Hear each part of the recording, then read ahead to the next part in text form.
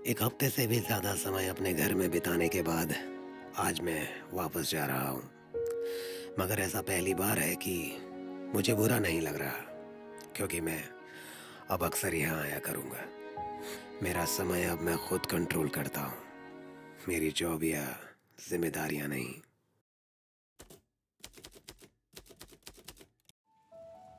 आज पूरे दिन बारिश यूं ही बरसती रही। एक अलग ही लगाव है मुझे बरसात से। आसमान से धरती पर गिरती पानी की ये बूंदें मैं दिन भर देख सकता हूँ। बारिश की ये आवाज़ दिमाग को स्थिर कर देती है।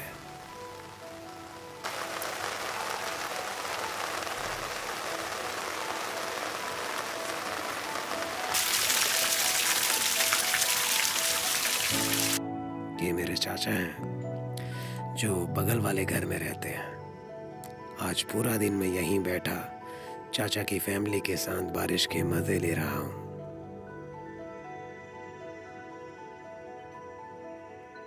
शाम हो चुकी है और बारिश थमने का नाम नहीं ले रही।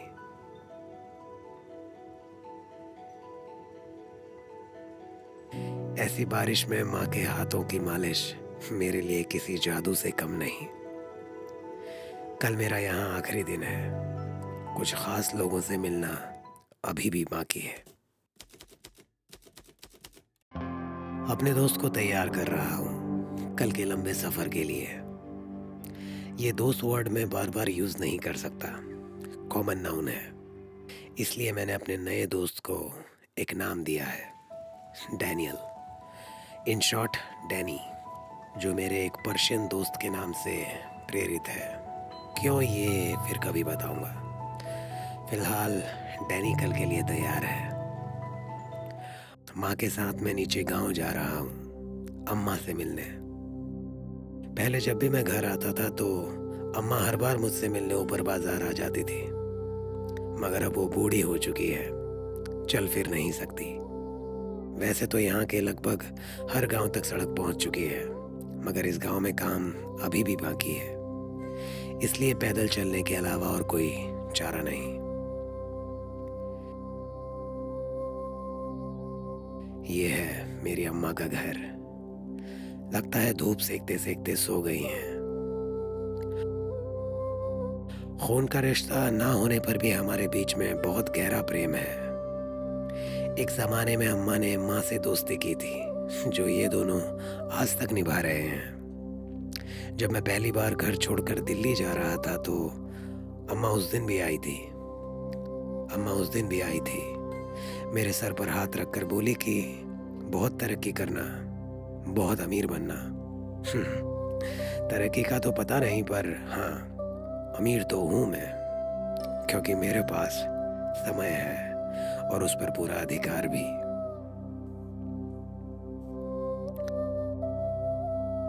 अम्मा के घर से मेरा अपना गांव भी दिखाई देता है, और ये घर बिल्कुल मेरे गांव वाले घर जैसा है, छोटा और खूबसूरत। पुराने जमाने की लकड़ियां और उन पर बनी ये नक्काशियां बेहद खूबसूरत लगती हैं। ऐसे मकान गांव में अब बहुत कम दिखाई पड़ते हैं।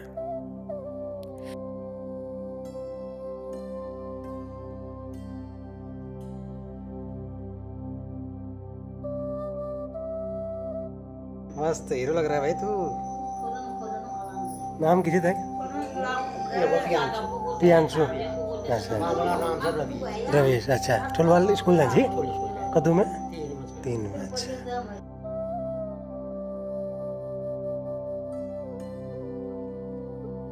मन तो बहुत कर रहा है रुकने का, मगर कुछ और भी लोग हैं जिनसे मिलना है, इसलिए वापस जाना होगा।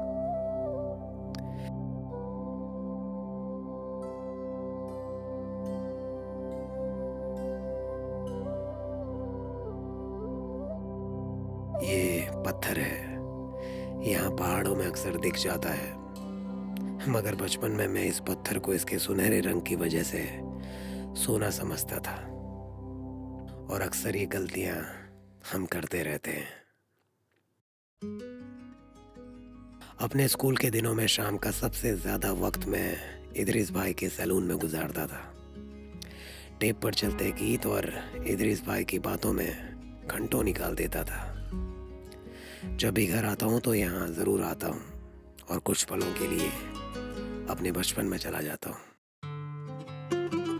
ये लालू है, मेरा चचेरा भाई।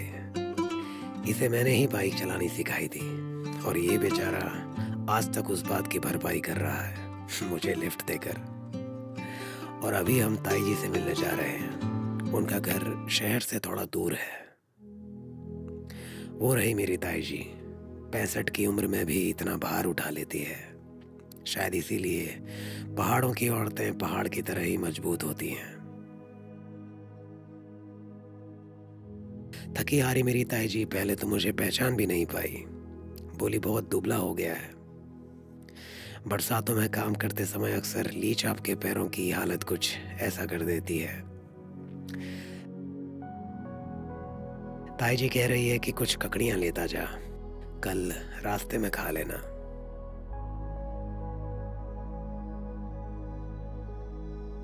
ये खीरा नहीं है, ये ककड़ी है जो बाहर बड़े शहरों की ककड़ियों से बहुत अलग होती है।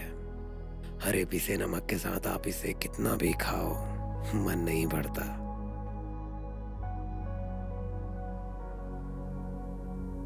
ककड़ियां खाते खाते बातें करने के बाद अब वापस घर की ओर जा रहे हैं। नीचे बाजार आकर पता चला कि आज तो नंदा महोत्सव है। ये सब कुछ हमारे पहाड़, हमारे उत्तराखंड का कल्चर है, जिसे आज भी यहाँ के लोगों ने संभाल कर रखा है।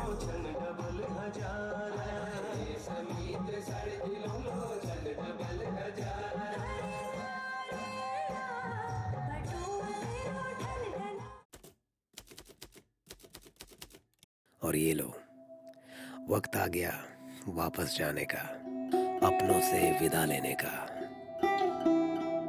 माँ की आंखें कभी मेरे सामने नम नहीं हुई। मैं हमेशा सोचता कि उसे बिल्कुल भी बुरा नहीं लगता मेरे जाने पर।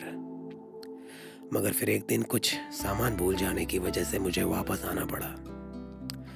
तब पता चला कि वो सिर्फ मेरे सामने नहीं रोती, ये सोचकर कि कहीं मुझे बुरा ना लग जाए। रास्ता बहुत लंबा है और उम्मीद है अब बारिश नहीं होगी। वेदर फोरकास्ट ने तो यही बताया है, क्योंकि पहाड़ों में बरसात की वजह से रास्ते अक्सर बंद हो जाते हैं।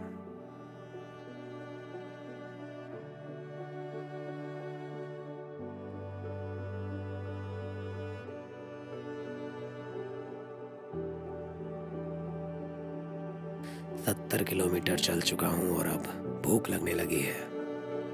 ताई जी की दी हुई ये ककड़ी इस वक्त खूब काम आई। भूख और प्यास दोनों एक साथ मिट गए। लोहा घाट से कुछ दूरी पर एक छोटी सी जगह है जिसका नाम खेती खान है। मैं 17 साल पहले पहली बार उस जगह अपने कॉलेज के दोस्त सचिन के साथ आया था।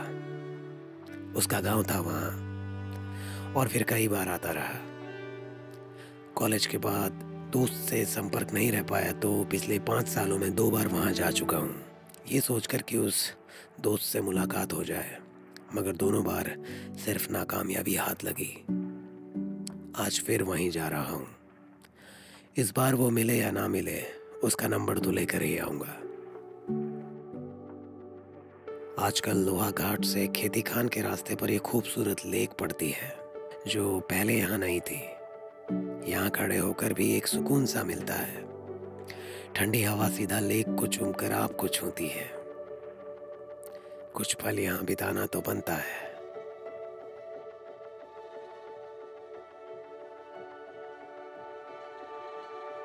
अब चलते हैं आगे की ओर, खेती खान की ओर।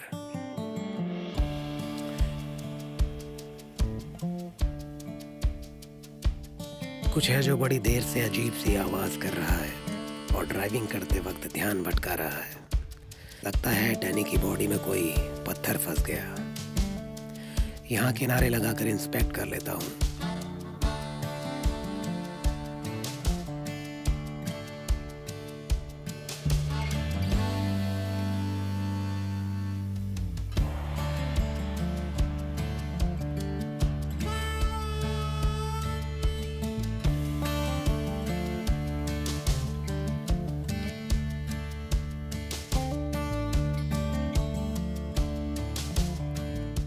कितनी पीसफुल जगह है ये, दूर दूर तक कोई नहीं। ऐसी शांति शहरों में कहाँ मिल पाती है।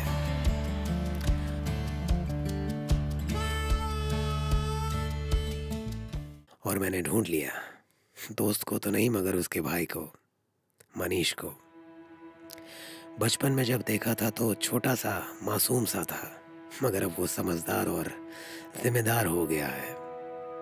मनीष, मैं और उसका दोस्त कमल अभी उन्हीं के घर जा रहे हैं। रात ज़्यादा हो चुकी है इसलिए आज मैं यहीं रहूँगा। मनीष ने बताया कि अब वो गांव में अकेला रहता है। सचिन मम्मी पापा को लेकर नोएडा में सेटल हो गया। घर पहुंचकर मैंने 17 साल बाद सचिन से बात की। मेरी ही तरह वो भी काफ़ी बदल चुका है। जल्द उससे मुलाकात भी होगी। दिन भर की थकान के बाद मनीष के हाथों से बना खाना खाकर पेट को और मन को बहुत आराम मिला।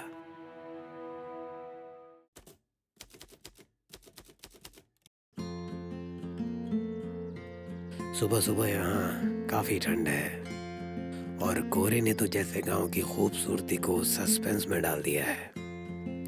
अब जब कोहरा हटेगा तो पता चलेगा कि ये गांव किसी जन्नत से कम नहीं।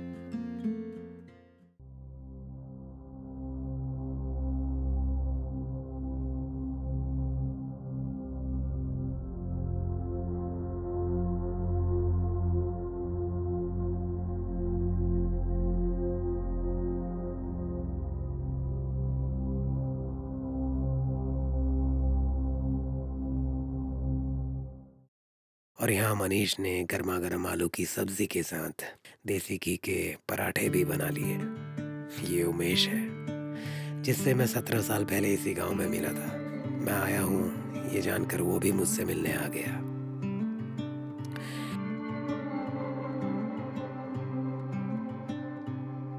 नाश्ता करके अब मैं तैयार हूँ आगे बढ़ने के लिए, और भाई लोग मुझे सड़क पर ड्रॉप करने आ रहे हैं। यहाँ से भी कुछ ककड़ियाँ अपने पास रख ली मैंने, रास्ते में काम आएंगी।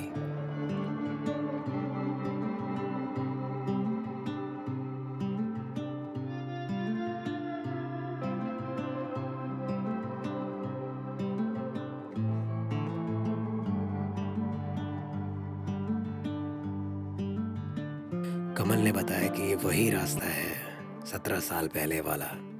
तब से अब तक इसमें दोबारा काम हुआ ही नहीं। और ये भी बताया कि वो और मनीष मिलकर गांव तक सड़क लाने की जी तोड़ कोशिश कर रहे हैं। कितना टाइम लगेगा भी इस रोड को बनने में? और अगले 6 महीनों के अंदर गांव में सड़क आ जाएगी। पूरा गांव उसी में रहता था। अच्छा। फिर उसके बाद हमारा घर बना दूसरा, फिर ये तीसरा, फिर ये चार मकान थे यहाँ। अच्छा। फिर उसके बाद जितने जहाँ भी नजर जा रही है सब इन 4 मकानों से निकले हुए हैं। अच्छा।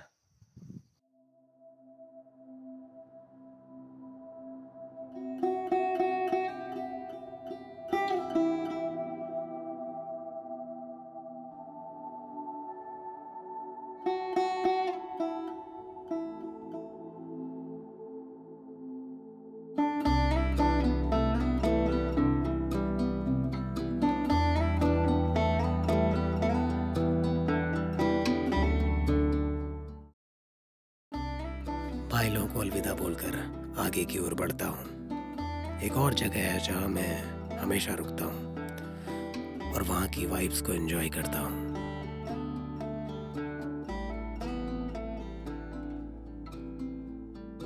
ये है वो जगह, चारों ओर से खुली हरी घास की चादर ओढ़े ये जगह मुझे बेहद पीसफुल लगती है।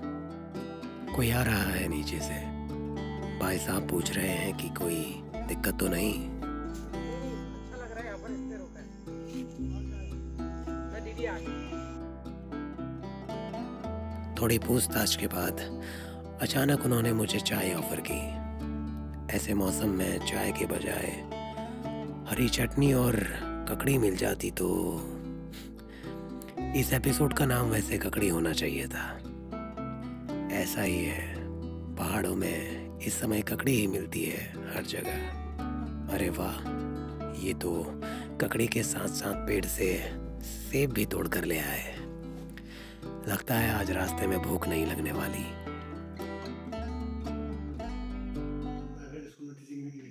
अच्छा। इसके बाद एक बार बीडीसी नंबर रहा, उसके बाद 5 साल प्राइवेट स्कूल में पढ़ाया, उसके बाद 7 साल एनजीओ में काम किया। अरे बाप रे। बातें करते करते हम तो अच्छे दोस्त बन गए।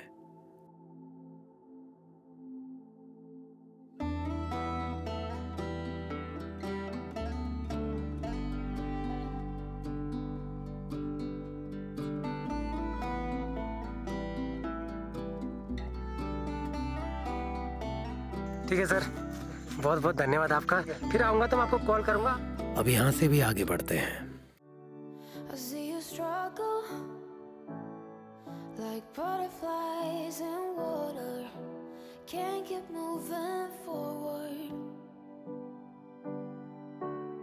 I see your shoulders weighted down by armor. You don't need that protection.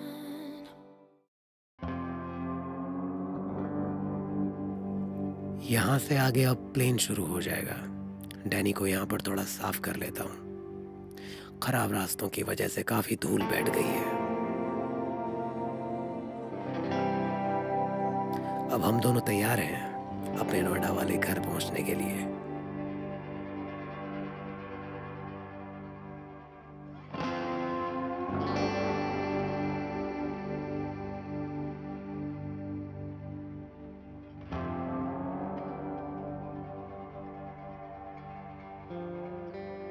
यहीं शाम हो गई। यहाँ से नोएडा अभी 300 किलोमीटर है। लगता है पहुंचते पहुंचते रात हो जाएगी।